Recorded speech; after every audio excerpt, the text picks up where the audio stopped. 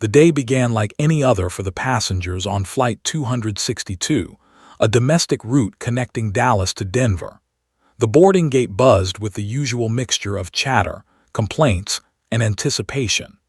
Parents wrangled restless children, business travelers juggled briefcases and coffee cups, and couples whispered last-minute conversations before switching their phones to airplane mode. Among the crowd, no one noticed the quiet girl who slipped into line without fuss. She carried a small backpack, her hair tied neatly, her eyes lowered. When she found her seat 18A, a window seat just behind the wing, she placed her bag beneath the chair, adjusted her headphones, and settled into silence. To anyone else, she looked like just another passenger. But she noticed things. She always noticed things. As the aircraft filled, a flight attendant moved gracefully down the aisle, assisting with luggage. The overhead bins slammed shut, clicked, and soon the captain's calm voice came over the intercom. "Good afternoon, ladies, and welcome aboard Flight 262. Weather looks smooth for most of the journey, and we'll be landing in Denver on time." His voice carried authority, the sort that instantly reassures. Yet, if anyone had been listening closely enough, they might have heard the faint strain behind his words, a subtle rasp at the edge of his breath. No one did, except the girl in 18A, her head tilted slightly as though catching a faint echo others missed. The engines roared to life, vibrating through the cabin. The girl glanced out the oval window, watching as the aircraft taxied across the runway, sunlight glinting off the wings. A small thrill touched her chest. She loved this moment, the surge before liftoff, the feeling of being pressed back into the seat as Earth fell away beneath. As they climbed into the sky, the cabin gradually settled. The businessman in 17C pulled out his laptop, already typing furiously. A young boy across the aisle pressed his nose to the window, whispering, "We're in the clouds, Mom." A woman in the back murmured a prayer, gripping her rosary beads. It was a tapestry of humanity, each person wrapped in their own world. The girl in 18A remained invisible, or so it seemed. She quietly opened the seat back pocket in front of her, removing the in-flight safety card. While others ignored it, she studied it carefully, tracing the diagrams with her finger. She had memorized similar images long ago, fascinated by the complexity behind what seemed ordinary. Few would guess the hours she'd spent at home, flying aircraft on simulators, rehearsing procedures most passengers never thought about. To her, flying wasn't just travel, it was a hidden language, one she understood. She closed the card and leaned back, but her eyes stayed alert. She noticed the captain's cough when he made a second announcement. She noticed the way the co-pilot's voice seemed to cover for him, slipping in details the captain might usually deliver. To anyone else, it was seamless. To her, it was unusual. The flight attendants began service, moving smoothly with practiced smiles. Snacks, drinks, and polite exchanges filled the aisles. Laughter bubbled up from a group of college students in the rear. A toddler shrieked with delight at the sight of apple juice. For most, it was a routine trip, nothing more. Yet a strange awareness lingered in 18A's chest. She couldn't explain it, but she felt as though the air itself carried tension. Perhaps it was nothing, perhaps just nerves or imagination. She shook it off and rested her head against the cool window, watching sunlight dance across the endless stretch of white clouds below. Outside, the sky seemed peaceful, but inside the cockpit, a storm was brewing that no passenger could yet see. The captain gripped the controls, forcing his breathing steady. A dull ache had been growing behind his eyes since takeoff, pulsing harder with each passing minute. He ignored it. Pilots always ignored minor discomfort. Too much responsibility rested on his shoulders to admit weakness. The co-pilot cast him a quick glance. "You all right, sir?" The captain forced a smile. "Just fine, focus on our descent checklist." But the girl in 18A, watching through her quiet stillness, already knew something wasn't fine. The ordinary flight was about to become anything but ordinary. The plane had leveled off, slicing smoothly through a corridor of thin clouds. Passengers sipped sodas, tapped on phones, or closed their eyes for a nap. Everything felt ordinary until it didn't. Inside the cockpit, the co-pilot was reviewing descent data when he heard a sharp, rasping cough beside him. He turned just in time to see the captain's hand slip from the throttle. His face, pale and glistening with sweat, contorted in pain before he slumped forward onto the controls. "Captain," the co-pilot shouted, grabbing at him and jerking the yoke upright. The plane dipped violently, engines roaring as alarms screamed. In the cabin, drinks toppled, a laptop slid to the floor, and startled passengers gasped as their stomachs lurched. The girl in 18A's hand shot to the armrest, her eyes snapping open. She didn't scream like the others. She watched. She listened. "Ladies and," came the co-pilot's trembling voice over the intercom, "please remain calm. We're experiencing a minor situation. Stay seated and keep your fastened." The words sounded hollow even as they were spoken. The passengers exchanged fearful glances. Mothers clutched children and one man barked, "What's going on up there?" A flight attendant rushed toward the cockpit, her face tightening as she caught sight of the captain slumped over. She yanked the door closed behind her, muffling the chaos from the cabin. "Is he breathing?" the co-pilot demanded. She pressed 2 fingers to the captain's neck. "Pulse is weak. He's not responding." Her voice shook as she reached for the intercom. "If there is a doctor, please come to the front immediately." The call echoed through the cabin. Heads turned.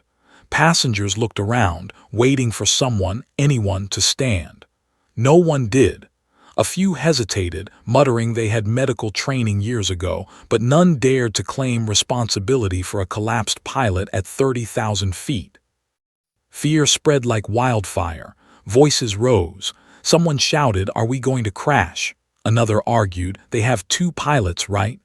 But the truth was evident. One was unconscious and the other was struggling against the weight of the moment.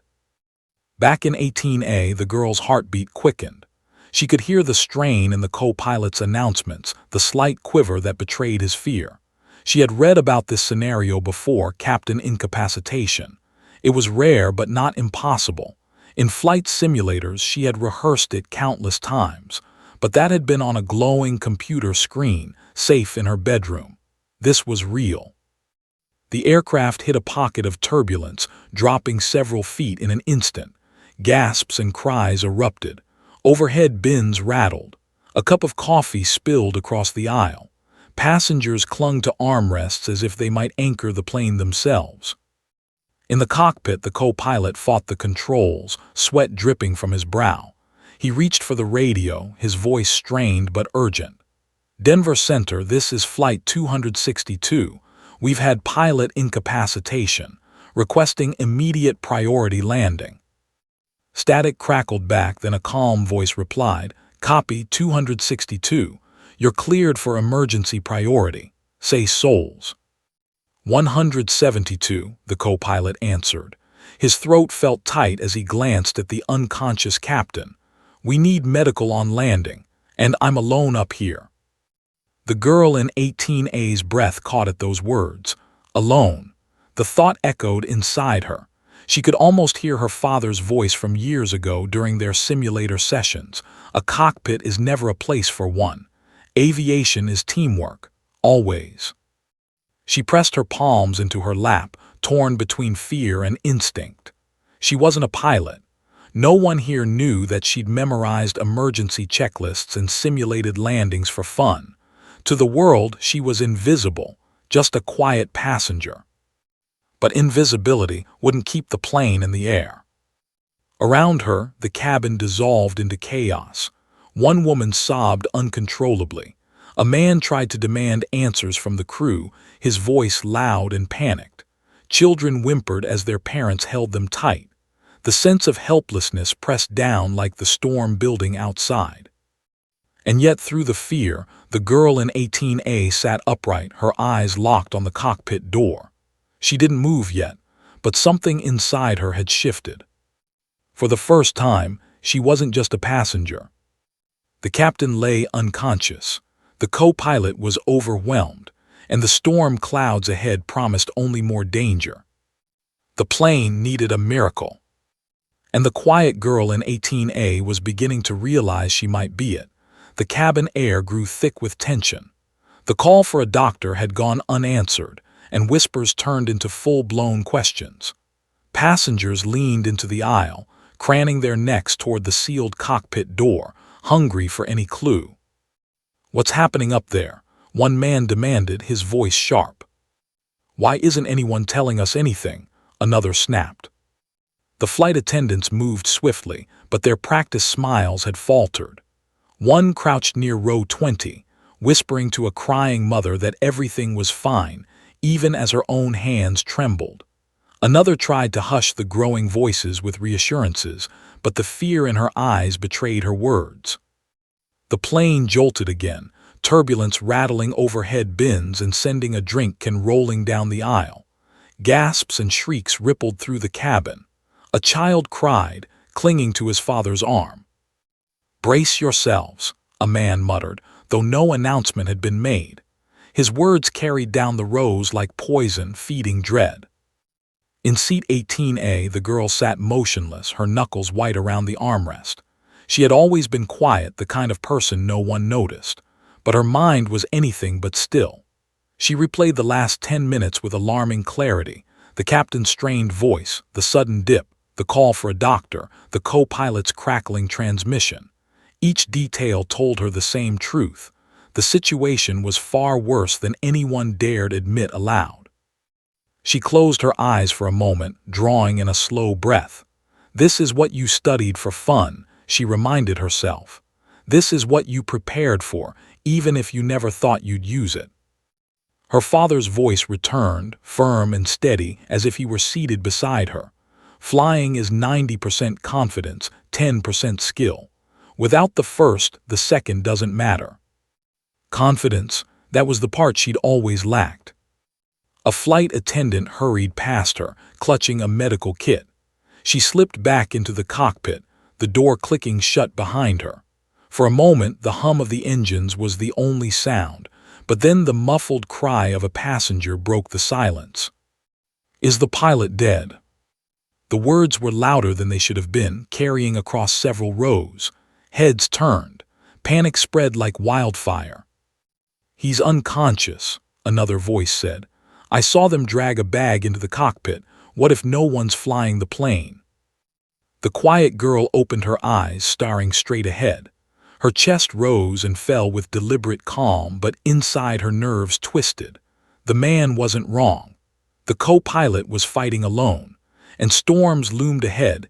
She could see flashes of lightning outside her window now, flickering like warning signals. The intercom crackled. "Ladies, and this is your first officer. The captain has taken ill, but we have things under control. Please remain seated. We'll be landing shortly in Denver." The attempt at reassurance only made things worse. His voice trembled, betraying fatigue and fear. A woman near the front clasped her hands together, whispering prayers. The businessman in 17C muttered curses under his breath. Someone started sobbing openly. The girl in 18A felt the shift inside her, a choice pressing hard against her chest. She had two options: remain silent like she always had, or step forward into the storm. Her pulse thundered in her ears. What if I fail? What if I make things worse? But another thought cut through her hesitation. What if no one else can? She remembered hours spent hunched over a simulator, eyes glued to glowing instruments, practicing takeoffs and landings until her fingers moved instinctively. She remembered her father's encouragement, his patient corrections, the way his eyes shone with pride when she nailed a difficult maneuver. She had always dismissed it as hobby, but what if it was preparation?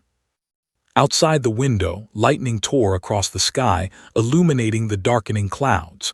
The plane shook, groaning as if under invisible hands.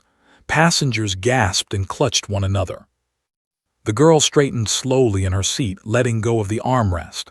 She inhaled once, deep and steady. Her decision crystallized, sharp and unshakable. Her life until now had been quiet, her presence easily overlooked. But that was about to change. She unbuckled her. The click echoed louder in her ears than the roar of engines. For the first time since boarding, heads turned toward her. She rose from seat 18A.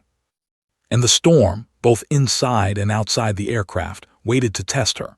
The cabin quieted for a heartbeat as the girl stood in the aisle, her slight figure outlined by the flicker of overhead lights. Passengers stared, confusion flickering in their eyes. She looked too young, too ordinary, to be anything more than another frightened traveler. Yet there was something deliberate in the way she moved, as though every step toward the cockpit door was chosen with purpose. "Miss, please return to your seat," a flight attendant urged, trying to block her path. Fear sharpened her tone, though her hands shook. The girl's voice, quiet but steady, surprised them both. "I can help." The attendant blinked. "Help how?" Her gaze didn't waver. "Just let me through." Hesitation rippled through the attendant's eyes, but the panic in the cabin, the turbulence shaking the fuselage, and the desperation etched on the co-pilot's face when she last saw him, all of it pressed her to step aside. The girl slipped past. The cockpit door loomed before her, thick and unyielding, a barrier between chaos and control. She knocked once. The sound was lost in the drone of engines. She knocked again, harder. A pause. Then the door cracked open and the co-pilot's face appeared, pale, drenched with sweat, eyes wild. "What do you want?" he snapped. His voice carried the brittle edge of a man stretched too thin. She swallowed her fear. "I can help you." For a second he just stared, stunned by the absurdity. Behind him, alarms blinked, the captain lay motionless and storm clouds loomed in the windshield. His jaw tightened. "This is no place for passengers. Go sit down." She shook her head. "I'm not just a passenger, I know how to fly." The words hung in the air, outrageous, impossible. He almost laughed, but there was no humor left in him, only exhaustion. "You know how to fly? What are you, some kind of flight student?" Her throat felt dry, but she pressed forward. "Not officially. I've studied aviation since I was a kid. Flight simulators, manuals, procedures, I know the checklists. My father was a pilot. I grew up with this." The co-pilot's eyes narrowed, torn between disbelief and desperation. He wanted to send her away, to slam the door and cling to the illusion of control. But his hands trembled on the yoke. His mind raced with calculations he couldn't finish alone. The weight of 172 lives pressed on him like iron. Another jolt of turbulence rocked the aircraft, nearly throwing him from his seat. He cursed under his breath. Then, almost against his better judgment, he stepped aside. "Fine, sit down. Don't touch anything unless I tell you." She slid into the empty seat. The captain slumped beside her. Her hands hovered above the unfamiliar yet familiar controls, heart hammering, every muscle taut with anticipation. The headset felt heavy as she pulled it over her ears. A crackle burst through the radio. "Flight 262, confirmed status." The co-pilot leaned toward the microphone, his voice ragged. "This is First Officer Daniels. Captain incapacitated. I've got a passenger in the right seat assisting." Static, then the controller's incredulous voice. "Say again, did you confirm a passenger is in the cockpit?" The co-pilot's jaw clenched. "Affirmative, she claims to have flight experience. We're short on options." The girl's hands tightened on the armrest. She forced her voice steady, clear, professional. "Denver Center, this is Flight 262. I'll be assisting the first officer. Please advise." Silence hung for a moment, then the controller responded, calm but urgent. "Copy, 262. Passenger assisting. Will guide you step by step. Maintain current heading, descend to flight level 250. Her pulse raced, but her hands moved instinctively. She adjusted the altitude dial, her fingers steady despite the chaos around her. The co-pilot glanced at her, shock flickering across his face. "You've actually done this before." "Not like this," she admitted, her voice low, "but close enough." Lightning flashed outside the cockpit. illuminating the girl's determined expression. She had never imagined her quiet obsession with aviation would lead here, to a storm-racked sky, hundreds of lives depending on her. Behind the sealed door, passengers whispered about the girl from 18A who had walked into the cockpit. None of them could guess the weight now resting on her shoulders. And as the storm gathered, she realized something terrifying. Stepping up was only the beginning. The hardest part was still ahead. The cockpit vibrated with the storm's fury, the aircraft shuddering as if caught in a giant's grip. Rain streaked the windshield, lightning flared in the distance, and every instrument blinked with warnings demanding attention. The co-pilot's breathing was shallow, his hands darting across controls, trying to keep pace with a situation spiraling beyond his reach. Beside him, the girl in 18A tightened her headset.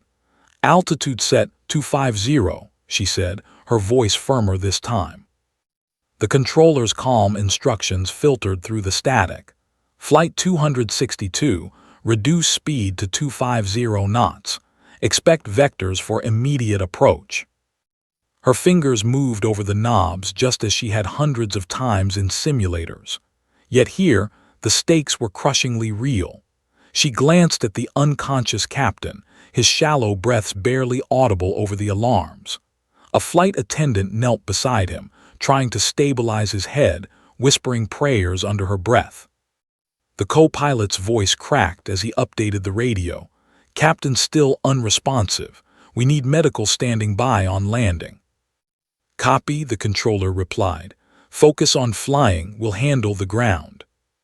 The girl's eyes scanned the panel. She pointed to a blinking caution light. "Hydraulic pressure fluctuation." The co-pilot turned, stunned. "You can read that." She nodded, forcing calm into her tone. "I told you, I've studied this." The plane jolted again, passengers screaming behind the cockpit door.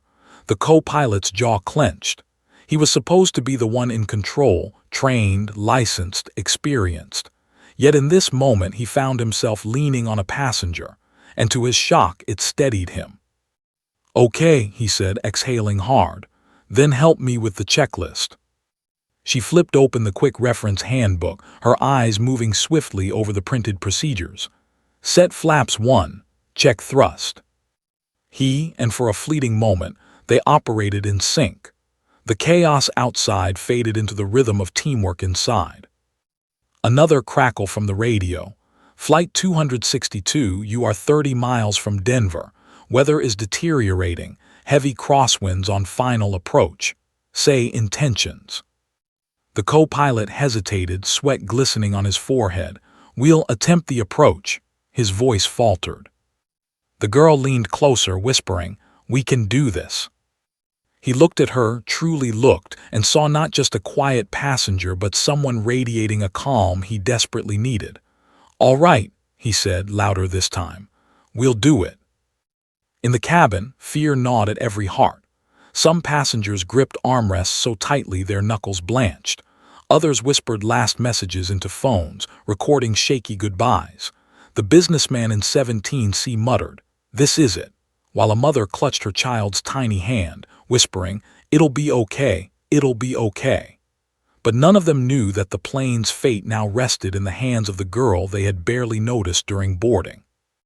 Inside the cockpit, turbulence worsened. The yoke jerked violently, alarms blaring as the plane veered slightly off course. The co-pilot wrestled it back, cursing under his breath. "Heading 310, the controller instructed. 310 confirmed, the girl replied before the co-pilot could. Her voice was clear, professional, startling the man beside her. "You sound like you've done this for years," he muttered. She allowed herself a quick smile, only on a screen. For a moment, despite the chaos, they shared something almost human, two strangers bound by survival, finding strength in one another. But the moment was shattered when lightning struck nearby, the blinding flash making the cockpit glow. The thunder that followed rattled the fuselage, and the plane dropped suddenly, sending screams through the cabin. The co-pilot's hands shook as he fought to level the aircraft. "We're running out of time," he muttered. The girl's jaw tightened. She forced her eyes back to the instruments, steadying her breath. "Then we don't waste a second." Outside, the storm thickened, hiding the city lights below. The final approach awaited, a narrow strip of safety surrounded by chaos. And together they would have to fight their way to it. The runway lights flickered faintly in the distance, a fragile thread of hope through the thick storm clouds. Denver Tower's voice cut through the static. "Flight 262, winds gusting 350 at 35 knots, heavy turbulence on final. You are cleared to land runway 34 right." The co-pilot's throat was dry. He repeated the clearance, his voice tight. His fingers clung to the yoke, every muscle bracing against the storm's fury. Lightning danced across the sky, illuminating sheets of rain pelting the windshield. The airplane seemed to groan under the weight of the weather, buffeted like a toy in a storm drain. Beside him, the girl in 18A leaned forward, her hands steady over the throttle quadrant, ready to assist. Her eyes darted between the instrument panel and the looming storm. She had rehearsed this countless times in simulators, but never had her hands shaken like this. This was no game. The passengers behind them weren't computer-rendered figures. They were families, children, lives. "Approach checklist," she said firmly, forcing confidence into her tone. The co-pilot nodded, voice clipped. "Flaps 15. "Flaps 15 set," she confirmed, watching the gauge shift. "Landing gear down." The thump of the gear deploying reverberated through the fuselage, followed by the reassuring green lights. The girl allowed herself a slow breath. 3 green, gear down and locked. The intercom crackled. A flight attendant's strained voice asked, "How much longer?" The co-pilot didn't answer. He couldn't. His world had narrowed to the cockpit, the instruments, and the storm raging outside. The girl glanced back at the door, imagining the fear radiating through the cabin, mothers clutching their children, elderly passengers whispering prayers. Every second they stayed airborne was another second of torment. Suddenly the plane jolted hard to the left, nearly throwing them sideways. The co-pilot wrestled with the controls, sweat stinging his eyes. "Crosswinds are brutal," he hissed. The girl gripped the armrest, then steadied her hands back on the throttle. "Correct it, use rudder." He shot her a sharp look but obeyed. To his shock, the adjustment steadied the aircraft. He exhaled shakily. "How the hell?" "I've studied this," she reminded him, her voice level. "Now focus." The radio erupted with another call from Tower. "Flight 262, be advised. Wind shear alert near the runway threshold." The co-pilot's heart sank. Wind shear, the sudden, violent shift of wind direction, was the nightmare of every pilot on approach. He bit his lip until he tasted blood. The girl leaned closer, her whisper barely audible above the alarms. "We'll ride it out. Trust the instruments." The words steadied him. For the first time since the captain collapsed, he believed they might actually pull this off. As they descended below the clouds, the city lights smeared through sheets of rain. The runway was there, but distant, trembling through the storm like a mirage. The turbulence intensified, rattling the overhead bins, sending oxygen masks swinging violently. Screams rose from the cabin as the plane dropped suddenly, losing hundreds of feet in seconds. "Stabilize," the girl shouted. The co-pilot hauled back on the yoke, engines roaring as he regained altitude. His knuckles turned bone white. "I can't hold her." "Yes, you can," she snapped, her voice cutting through his panic. "One step at a time, fly the plane." Her conviction jolted him. He gritted his teeth and forced his focus back to the horizon indicator, aligning the nose with the virtual runway displayed on his screen. The storm clawed at them, the winds howling like a living beast determined to drag them down. The runway lights now grew larger, clearer, hope piercing the chaos. "Speed 150, she called out. "Speed 150 set." "Flaps 25. "Flaps 25 confirmed." It was surreal. 2 strangers, one licensed pilot and one quiet passenger, now working in lockstep to guide a wounded aircraft to Earth. The tower's final words came through the radio. Flight 262, caution wind shear, you are cleared to land. Godspeed. The girl's hand tightened on the throttle. The co-pilot's grip locked on the yoke. The runway rushed up at them through the storm, the last stretch of their impossible fight. And together, they dove into the teeth of it.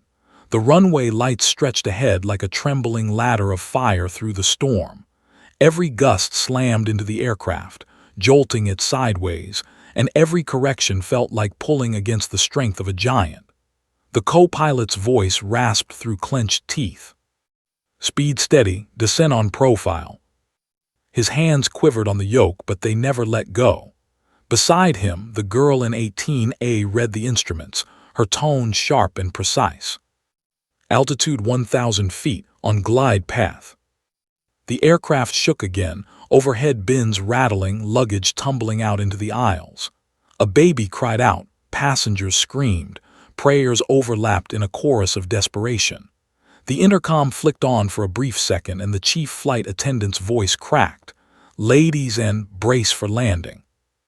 The co-pilot's pulse hammered in his ears. His vision tunneled, only the runway mattered now. The storm outside was alive, winds clawing to shove them off course. Correcting drift, he shouted. Use rudder, small adjustments, the girl commanded, her hand hovering near the throttle. She wasn't trembling anymore. Every second in this cockpit had sharpened her, turned her into something more than a passenger. The plane dipped violently, alarms shrieking. The co-pilot fought to pull the nose up, his muscles screaming with effort. We're sinking too fast. Add power now, she barked. He shoved the throttles forward, engines roaring as the aircraft clawed for air. The nose lifted just enough, leveling them back on approach. For a moment the plane was stable. The runway loomed closer, drenched in rain, crosswinds twisting its straight lines into an optical illusion. They were seconds away, yet miles in danger. 500 feet, the girl called out. Her voice was even now a steady anchor. The co-pilot's sweat dripped into his eyes. I don't know if I can hold it. Yes, you can. She leaned toward him, her words a command and a promise all at once. Just fly the numbers. The plane rocked again, yawing hard to the left. The passengers screamed in unison, believing this was the end. Oxygen masks swung wildly, loose items skittered across the floor. The co-pilot jammed the rudder, teeth clenched, fighting back the slip.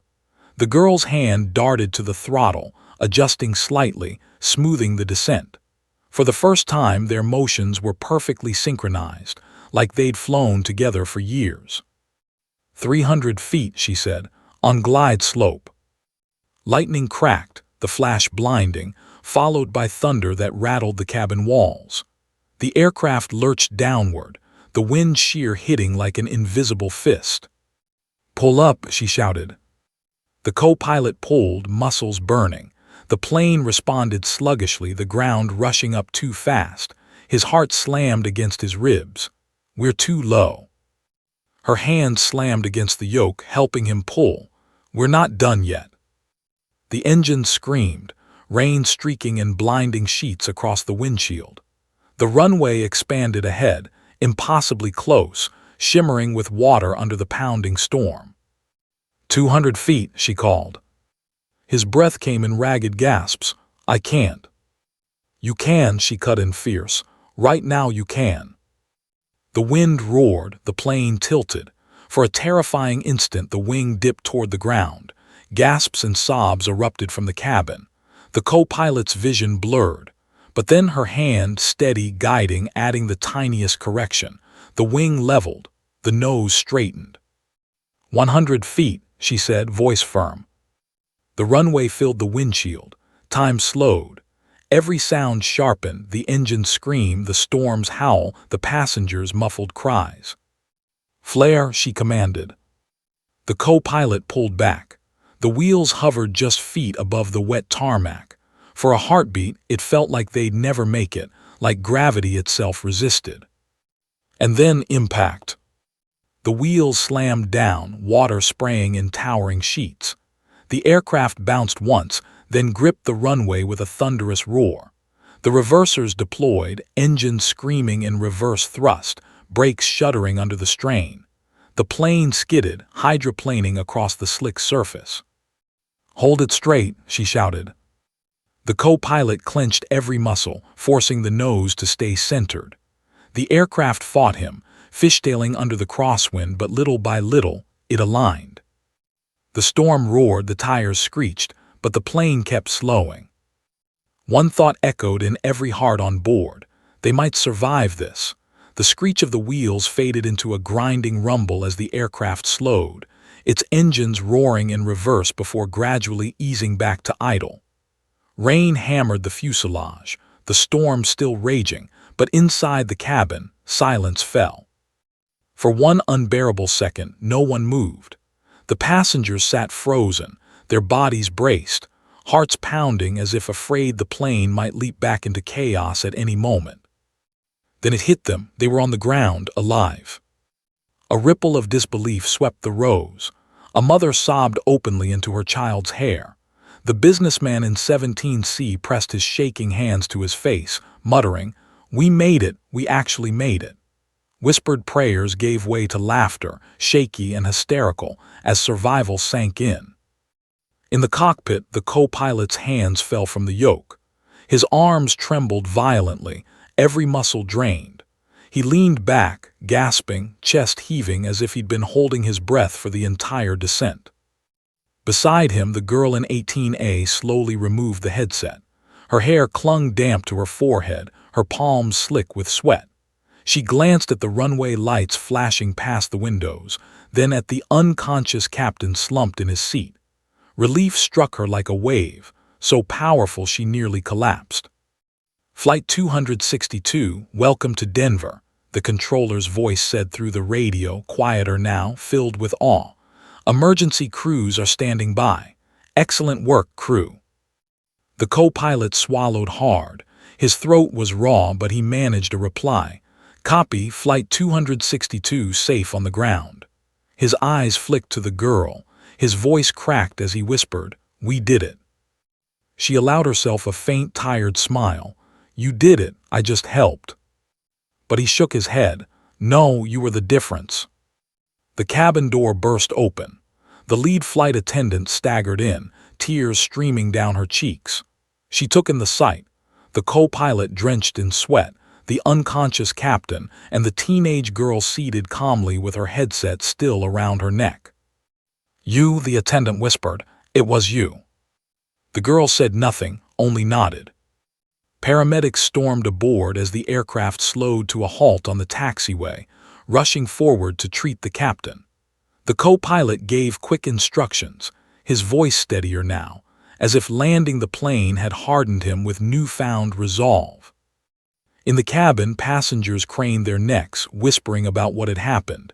Snippets of rumor spread like wildfire. The captain collapsed. Somebody else flew the plane. A passenger, I swear. When the girl finally stepped back into the cabin, every head turned. She moved quietly, her hands clasped in front of her, trying to shrink back into anonymity. But she couldn't. Not anymore. Gasps rippled down the rows. The mother with the child reached out, clutching her arm with trembling fingers. You saved us." The businessman in 17C shook his head in disbelief. 18 years old, maybe 19, and you flew us through that." The girl's cheeks flushed. She whispered, "I just knew what to do." The passengers erupted, not in chaos this time, but in applause. It started small, a few hands clapping shakily, then spread until the entire cabin thundered with gratitude. Tears streamed down faces. Some passengers rose to their feet despite the signs still glowing. They weren't cheering just for survival. They were cheering for her. The co-pilot emerged from the cockpit, eyes bloodshot, voice hoarse. He raised a hand, quieting the cabin.